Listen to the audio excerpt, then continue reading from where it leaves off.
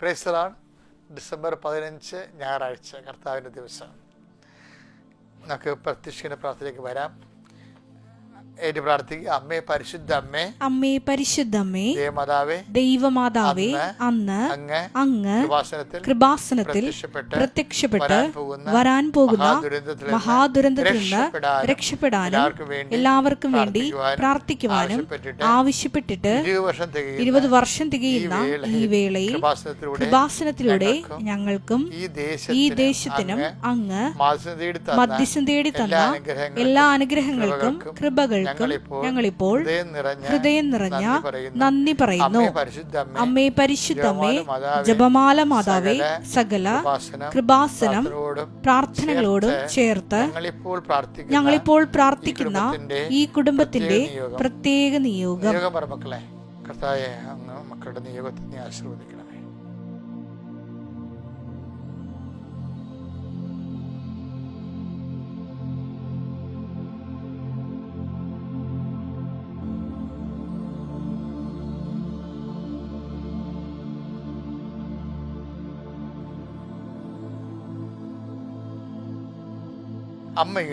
അമ്മയുടെ പ്രത്യക്ഷീകരണത്തിന്റെ ഈ ദ്വാദശക വേളയിൽ ഞങ്ങൾക്ക് സാധിച്ചു തരുവാൻ കനിയണമേ. വിശ്വാസ പ്രമാണം.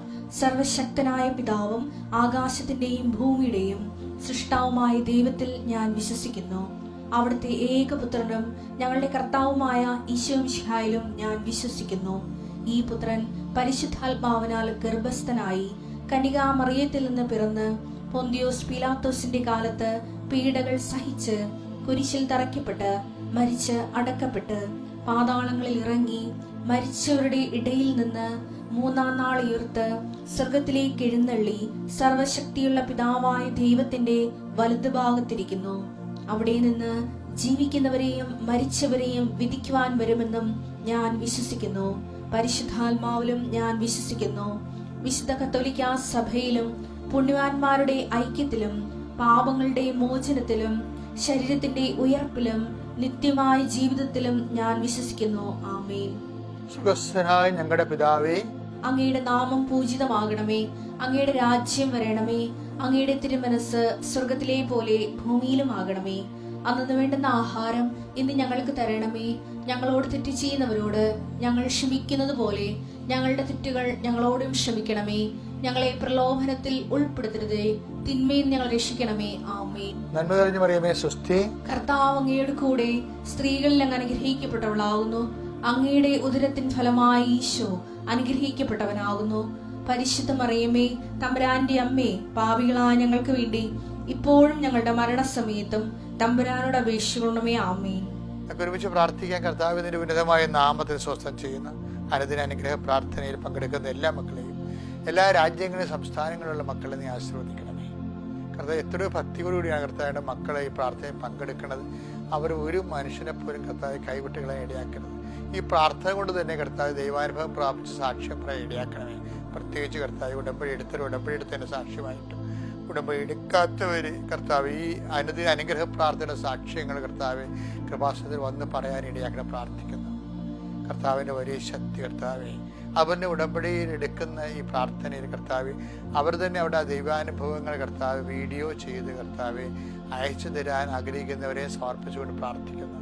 ദൈവത്തിൻ്റെ വലിയ ചൈതന്യം നിങ്ങളിലേക്ക് ആവശ്യിക്കട്ടെ. അമ്മേ, പരിശുദ്ധമേ, ദേവമാതാവേ, കർത്താവിൻ്റെ സാന്നിധ്യത്തിൽ നിന്നെപ്പോലെ ജീവിക്കുവാൻ ഞങ്ങൾക്ക് കിട്ടിയിരിക്കുന്ന ഈ അവസരത്തെ ഓർത്തുകൊണ്ട് നന്ദി പറയുന്നു. കർത്താവെ, ഈശോ നിന്റെ വിശുദ്ധ പൗരോഹിത്യത്തെ മഹത്വപ്പെടുത്തണമേ. കർത്താവെ, സഭയിലുള്ള സാന്നിധ്യം പ്രകടമാക്കണമേ. കർത്താവ്, ഊരയില്ലാത്തവരെ, വീടില്ലാത്തവരെ, കർത്താവ് എന്തെല്ലാം തരത്തിൽ കർത്താവ് ജീവിത പങ്കാളി ഇന്നുവരെ കിട്ടാത്തവരെ, 40 വയസ്സായിട്ട് ജീവിത പങ്കാളി കിട്ടാത്തവരെ, അവർ സമൂഹത്തിൽ സങ്കടപ്പെട്ട് ജീവിക്കുന്നവരുണ്ട്. അവരെ നീ ഇപ്പോൾ സ്പർശിക്കാൻ പ്രാർത്ഥിക്കുന്നത്. ഈ പ്രാർത്ഥന കഴിയുമ്പോഴത്തെ കർത്താവ് ഇന്നേക്ക് 41-ാം ദിവസം കർത്താവ് അവർക്ക് ജീവിത പങ്കാളി കിട്ടാൻ വേണ്ടി പരിശുദ്ധ ദേവമാതാവിനെ ഞാൻ അവരെ ഏൽപ്പിച്ചുകൊണ്ട് പ്രാർത്ഥിക്കുന്നു. കർത്താവ് എപ്പോഴും വാടകയ്ക്ക് 10-20 കൊല്ലമായിട്ട് വാടക കൊടുത്ത് കർത്താവ് ഓരോ ദിവസവും എൻ്റെ അപ്പൻ എന്നെ ഓരോ സമയത്തും ഓരോ ബസ് സ്റ്റോപ്പിൽ വന്ന് ആ കുട്ടി കൊണ്ടുപോകണം. പെൺകുഞ്ഞ് പറഞ്ഞപ്പോൾ ഞങ്ങളുടെ മനസ്സ് തകർന്നു വെച്ചു. പക്ഷെ അവരെ നീ അനുഗ്രഹിച്ചു, അവർക്ക് ജോലി കൊടുത്തു, അവർക്ക് വീട് കൊടുത്തു. അതുപോലെ കർത്താവ് ഈ ഭൂമിയിൽ ജീവിക്കാൻ ആഗ്രഹിക്കുന്ന നീ അനുവദിക്കുന്നിടത്തോളം കാലം കർത്താവെ നിന്റെ നാമത്തെ മഹത്വപ്പെടുത്തിക്കൊണ്ട് നിന്റെ മക്കളെന്ന മാന്യതയിൽ ജീവിക്കാൻ അങ്ങനെ മക്കളെ നീ ആശീർവദിക്കണം ഈശോയും. കെട്ടുകാരൊക്കെ പൊട്ടിച്ചെറിഞ്ഞിട്ട് വൈരാഗ്യത്തോടെ ജീവിക്കുന്നവരും വിഷം തന്നവരുണ്ട് ഈശോയെ. അവിടെ നീ സന്ധിക്കണമേ എന്ന് പ്രാർത്ഥിക്കുക കർത്താവ്. ദൈവത്തിൻ്റെ കരുണ കർത്താവ് വീട്ടിലിരുന്നുകൊണ്ട് ജോലി ചെയ്യുന്നവരുണ്ട് ഈശോയെ. പ്രോജക്റ്റുകൾ, ബാങ്കിൻ്റെ പ്രോജക്റ്റുകൾ വീട്ടിലിരുന്ന് ജോലി ചെയ്യുന്നവരുണ്ട് ഈശോയെ. അവർക്ക് ലഭിക്കുന്ന രാത്രിയും പകലും കർത്താവെ അമേരിക്കൻ ടൈമിന് സെറ്റ് ചെയ്തുകൊണ്ട് കർത്താവ് ഇന്ത്യൻ ടൈമിൽ വർക്ക് ചെയ്യുമ്പോൾ ഉണ്ടാകുന്ന ഉറക്കക്കുറവും അതുമൂലം ഉണ്ടാകുന്ന മറ്റ് രോഗങ്ങളും മൂലം മനുഷ്യരുടെ സംഘർഷങ്ങൾ, മനസ്സിൻ്റെ ബലം കുറയുക, അതിനുണ്ടാകുന്ന കുടുംബ പ്രശ്നങ്ങൾ, ഇങ്ങനെ വ്യത്യസ്തങ്ങളായ വിഷയങ്ങൾ കൊണ്ട് കർത്താവെ ഇതൊരു അമ്മ കുഞ്ഞിനെ എടുത്തുകൊണ്ട് നിൽക്കുന്നതായി കാണുന്നു. അമ്മ മാത്രമേ നിൽക്കുന്നുള്ളൂ, ആരും കൂടെ ഇല്ല. കുഞ്ഞിനെ അമ്മനെ ഉപേക്ഷിച്ചതുപോലെയും വിവാഹം വേർപെട്ട പോലെയും തോന്നുന്ന കർത്താവെ, അതുപോലെ തന്നെ കർത്താവ് കുഞ്ഞ് ജനിച്ച ശേഷം വിവാഹം റെക്ടിഫൈ ചെയ്യാത്തവരെ കാണിക്കുന്നുണ്ട്. അവരെല്ലാം ഇപ്പോൾ സന്ധിച്ച് പ്രാർത്ഥിക്കുന്നു ഈശോ. ദൈവത്തിൻ്റെ കരുണ കർത്താവ് അവർക്കെല്ലാം സമാധാനത്തോടെ സന്ധിപ്പോടും ജീവിക്കും കർത്താവ്. ഇന്നും കർത്താവെ പള്ളിയിൽ ഇന്നും കർത്താവ് മനുഷ്യൻ്റെ വെട്ടത്തിട്ട് പോകാനും അടിയന്തരത്തെ കൊണ്ടുപോകാൻ വസ്ത്രമില്ലാത്തവരും വസ്ത്രം കുറഞ്ഞവരും കൊണ്ടിച്ചോയി.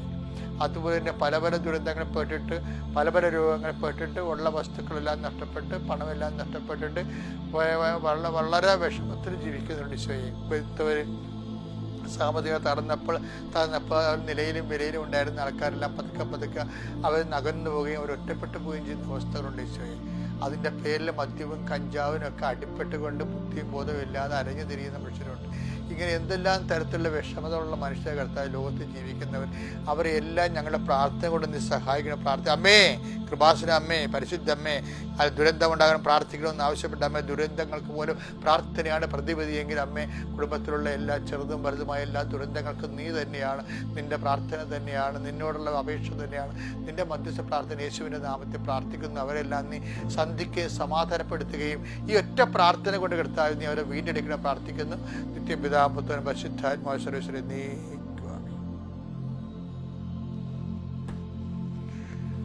എൻ്റെ പ്രിയപ്പെട്ട നമ്മൾ ഇന്ന് വായിക്കുന്നത് മത്തായിയുടെ സുവിശേഷം 8:12 രാജ്യത്തിന്റെ മക്കളാകട്ടെ പുറത്തുള്ള അന്ധകാരത്തിലേക്ക് എറിയപ്പെടും, അവിടെ വിലാപവും പല്ലുകടിയുമായിരിക്കും. അപ്പൊ നിങ്ങളൊക്കെ രാവിലെ എഴുന്നേറ്റിട്ട് അച്ഛൻ ഞങ്ങൾക്ക് രാജ്യം പുറത്തേക്ക് വലിച്ചെറിയെന്ന് പറഞ്ഞാൽ എന്താണ്? നെഗറ്റീവ് വചനം അല്ല. ഇന്ന് ഞാനേ കുർബാന സ്വീകരിച്ചുകൊണ്ടിരുന്ന സമയത്ത് കർത്താവ് പറഞ്ഞു ഒന്ന് തുറന്ന് നോക്കാൻ പറഞ്ഞു. അപ്പം ഞാൻ നോട്ടായിട്ട് ബൈബിളെടുത്ത് ഇങ്ങനെ ഒളിക്കണ്ടിട്ട് നോക്കി. കുർബാനയിലിരിക്കുകയല്ലേ, പ്രാർത്ഥിച്ച കുർബാന ചൊല്ലിക്കൊണ്ടിരിക്കുകയല്ലേ. കുർബാന ചൊല്ലിയത് അലക്ഷ്യത്തിനായിരുന്നു. ഞാൻ സൈഡിൽ ഇന്ന് കുർബാന കൂടുകയായിരുന്നു. അപ്പോഴാണ് കുർബാന സ്വീകരിച്ചപ്പോൾ കർത്താവ് പറഞ്ഞത് ഇനി ബൈബിളെടുത്ത് വായിക്കാൻ പറഞ്ഞു. അപ്പം നോക്കിയപ്പോൾ ഉണ്ട് ദൈവവചനം. 8:11 വായിച്ചേ. വീണ്ടും ഞാൻ നിങ്ങളോട് പറയുന്നു, കിഴക്ക് നിന്നും പടിഞ്ഞാറ് നിന്നും നിരവധി ആളുകൾ വന്ന് അബ്രാഹത്തോടും ഇസഹാക്കിനോടും യാക്കോബിനോടും കൂടെ സ്വർഗരാജ്യത്തിൽ വിരുന്നിനിരിക്കും. അടുത്ത വചനം എന്താണ്? രാജ്യത്തിന്റെ മക്കളാകട്ടെ പുറത്തുള്ള അന്ധകാരത്തിലേക്ക് എറിയപ്പെടും. അപ്പൊ ഇതാണ് അതിന്റെ സിറ്റുവേഷൻസ്. ഇത് വായിച്ചപ്പോ എന്റെ മനസ്സിലെ അത് രാജ്യത്തിന്റെ മക്കളെ, കർത്താവിന്റെ സ്വന്തം ആൾക്കാര്, അത് രാജ്യമക്കളാകട്ടെ പുറത്തുള്ള അന്ധകാരത്തിലേക്ക് എറിയപ്പെടുമെന്ന് പറഞ്ഞപ്പോഴേ പെട്ടെന്ന് എന്റെ മനസ്സ് പരിശുദ്ധാത്മ വേറെ വചനം എന്താണെന്നറിയാമോ? അത് യോഹന്നാൻ 13:30. അത് രസമായ വചനം. ആ അപ്പക്കഷ്ണം സ്വീകരിച്ച ഉടനെ അവൻ പുറത്തുപോയി. അപ്പോൾ രാത്രിയായിരുന്നു. രാജ്യത്തിന്റെ മക്കളാകട്ടെ പുറത്തുള്ള അന്ധകാരത്തിലേക്ക് എറിയപ്പെടും. എന്നിട്ട് ഈശോ പറഞ്ഞൊരു വചനം ഏതാണ്? യൂദാസ് അങ്ങനെ എറിയപ്പെട്ട ഒരാളാണ്. കാര്യം എന്താണ്? അവൻ ആ തിന്മ ചെയ്യണമെന്ന് തീരുമാനത്തിൽ നിന്ന് പിന്തിരിച്ചില്ല. ഇപ്പൊ എല്ലാവരും അനുദപിക്കുവേ, പക്ഷെ ഒരു കാര്യമുണ്ട്, ആ തിന്മ ചെയ്യണമെന്ന തീരുമാനത്തിൽ അവർ നിൽക്കുകയും ചെയ്യും. അവിടെയാണ് പ്രശ്നം. അങ്ങനെ വരുമ്പോൾ എന്ത് പറ്റും? അവരെ പുറത്തുള്ള അന്ധകാരത്തിലേക്ക് എറിയപ്പെടും. യൂദാസിനെ പറ്റിയ അബദ്ധം എന്താ? അയാൾക്ക് മനസ്സിലായ തെറ്റാണെന്ന്, പക്ഷെ ആ തെറ്റായ തീരുമാനത്തിൽ അയാൾ നിറച്ചു നിന്ന് ചെയ്യാൻ തന്നെ അയാൾ തീരുമാനിച്ചു. അതാണ് അയാൾക്ക് പറ്റിയ തെറ്റ്.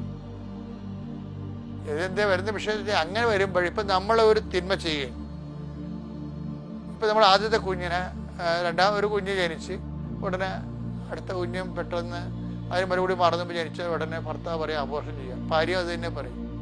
നിങ്ങൾ അത് ചെയ്തു, അപ്പോൾ തന്നെ നിങ്ങളുടെ ആത്മീയ ബലം കുറഞ്ഞു, അതോട്ടെ.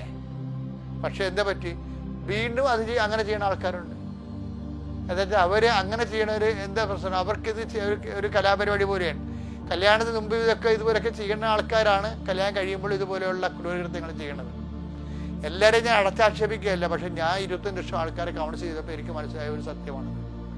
അതായത് ഇങ്ങനെ മനുഷ്യന് ഒരു ലാഘവും ഇല്ലാതെയൊക്കെ ഒരു കുഞ്ഞിനെ വയറ്റിലിട്ട് കൊല്ലാം എന്നൊക്കെ തീരുമാനിക്കുന്ന ഭാര്യയും ഭർത്താവും ഒക്കെ കല്യാണത്തിന് മുമ്പ് വിശുദ്ധിയോടെ അല്ല അവർ കല്യാണം പ്രവേശിച്ചിട്ടുള്ളത്. എല്ലാവരെയും കുറിച്ച് പറയുകയല്ല, കുറച്ച് പേരെങ്കിലും അങ്ങനെയുണ്ട്. പക്ഷെ എന്താ പ്രശ്നം വെച്ചാൽ ആ തിന്മ, ഇത് ആഗമന കാലമാണ്. ഞങ്ങൾക്ക് വയലറ്റ് ഡ്രസ്സാണ് പള്ളികളിലൊക്കെ ഇടുന്നത്, അല്ലേ? എന്താ കാര്യം? അനുതാപത്തിന്റെ കാര്യമാണ്. കർത്താവിൻ്റെ നത്താൾ പെരുന്നാളിന് കർത്താവിനെ ഹൃദയത്തിലേക്ക് സ്വീകരിക്കുന്ന ഒരു കാലത്ത് നമ്മൾ തിന്മ ചെയ്യുന്നവർ തിന്മയിൽ തന്നെ നിലനിന്ന് കഴിഞ്ഞാലുള്ള കുഴപ്പം. ബൈബിൾ അവസാനിക്കണ എന്താണ്? തിന്മ ചെയ്യുന്നവരുണ്ടെങ്കിൽ വ്യഭിചരിക്കണവരുണ്ടോ? ശരി, വ്യഭിചരിച്ചോളൂ, ലൈസൻസ് തരും. അതിൻ്റെ അർത്ഥം അതേ ഇനിമേൽ കക്കുന്നവൻ കക്കട്ടെ, വ്യഭിചരിക്കണവൻ വ്യഭിചരിക്കട്ടെ. വെളിപാട് 22:11. അനീതി ചെയ്തിരുന്നവൻ ഇനിമേൽ പറഞ്ഞ എങ്ങനെയല്ല വചനം തുടങ്ങണ, അനീതി ചെയ്തിരുന്നവൻ ഇനിയും അനീതി ചെയ്തു കൊള്ളട്ടെ. പാപക്കറ പുരണ്ടവൻ ഇനിയും അങ്ങനെ തന്നെ കഴിഞ്ഞുകൊള്ളട്ടെ. നീതിമാൻ ഇനിയും നീതി പ്രവർത്തിക്കട്ടെ. വിശുദ്ധൻ ഇനിയും വിശുദ്ധീകരിക്കപ്പെടട്ടെ. എന്താ കാര്യം? സമയം തീരാൻ പോകുന്നത്. അപ്പൊ ബൈബിളിന്റെ ഒരു നിലപാട് കണ്ടില്ലേ? അത് തന്നെയാണ് ഈശോ പറയണത്. എന്താണ്? യോഹന്നാൻ 13:27. അപ്പക്കഷ്ണം സ്വീകരിച്ചതിനെ തുടർന്ന് സാത്താൻ അവനിൽ പ്രവേശിച്ചു. യേശു അവനോട് പറഞ്ഞു, നീ ചെയ്യാനിരിക്കുന്നത് വേഗം ചെയ്യുക. അപ്പൊ ചെയ്യാനിരിക്കുന്നത് വേഗം ചെയ്യാൻ, അതായത് യൂദാസ് ആ പാപകരമായ തീരുമാനത്തിൽ നിന്ന് പിന്തിരിയാൻ തയ്യാറല്ല. നീ ബിസിനസ് കൊള്ളലാഭം ഉണ്ടാക്കുന്നവനാണ്, നീ കുമ്പസാരിക്കുകയും കുർബാന സ്വീകരിക്കുകയും ചെയ്യും. പക്ഷെ കൊള്ളലാഭത്തിൽ നിന്ന് ആ പരിപാടിയിൽ നിന്ന് നീ മാറാൻ തയ്യാറല്ല. എന്നുവെച്ചാൽ ദൈവം പിന്നെ എന്താ ചെയ്യണത്? ഇനിമേൽ അനീതി പ്രവർത്തിക്കുന്നത് ചെയ്തുകൊള്ളട്ടെ. കണ്ടാ, നീ ചെയ്യാനിരിക്കുന്നത് വേഗം ചെയ്യുക. ഇതെല്ലാം ഒരുമിച്ചാ പോണത്.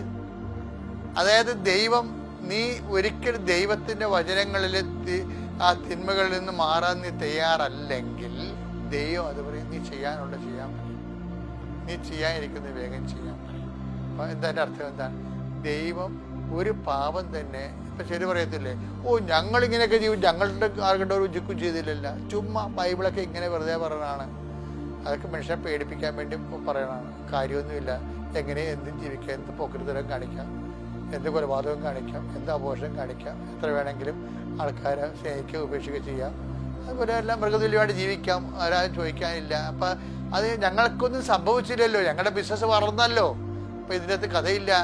അപ്പം ഞങ്ങളിങ്ങനെ ഈ വിശുദ്ധിയിൽ ജീവിച്ചാൽ മാത്രമേ അനുഗ്രഹിക്കുന്നുള്ളൂ. അങ്ങനെ ആരും പറഞ്ഞിട്ടൊന്നുമില്ല, ഇവർ തന്നെ പറഞ്ഞാണ്. പക്ഷേ എപ്പോഴും നമുക്കൊരു കാര്യമുള്ളത്, നമ്മളെ തിന്മയത്തിന് ഉറച്ചു നിന്നാലും ദൈവം എന്ത് പറയും? നീ ചെയ്യാനുള്ള വേഗം ചെയ്യുക. അതേസമയം തന്നെ പിന്നെ ഇപ്പം യുവദാസനോട് പറഞ്ഞതാണ്, പിന്നെ എന്താണ് ചെയ്തത്? അനീതി പ്രവർത്തിക്കണം ചെയ്യട്ടെ, തിന്മ പ്രവർത്തിക്കണം ചെയ്തു കൊള്ളട്ടെ എന്ന് വെച്ച് കഴിഞ്ഞാൽ ദൈവം നിന്നെ കൈവിട്ട ലക്ഷണമാണ്. ചെയ്ത തിന്മ തന്നെ ആവർത്തിച്ച് ചെയ്താലും നിനക്ക് മനസ്സാക്ഷി ഇല്ലാത്തൊരവസ്ഥ വന്നു കഴിഞ്ഞാൽ അർത്ഥം ദൈവം നിന്നെ കൈവിട്ടു. ഇഷ്ടമുള്ള ചെയ്തുകൊണ്ടാണ്, ചെയ്യാതിരിക്കണ വേഗം ചെയ്തുകൊണ്ടാണ്. അത് അപകടമാണ്. നിങ്ങൾ ഡേഞ്ചർ സോണിലാണെങ്കിൽ ഈ ആഗമന കാലത്ത് നിങ്ങളുടെ പഴയകാല പുണ്യങ്ങളുടെയൊക്കെ അടിസ്ഥാനത്തിൽ തിരിച്ചു വന്ന് തീരുമാനമെടുത്തുകൊണ്ട് വിശുദ്ധ ജീവിക്കാൻ, ക്രിസ്മസിന് ഒരുങ്ങാൻ കർത്താവ് നിങ്ങളെ സഹായിക്കട്ടെ. Praise the Lord.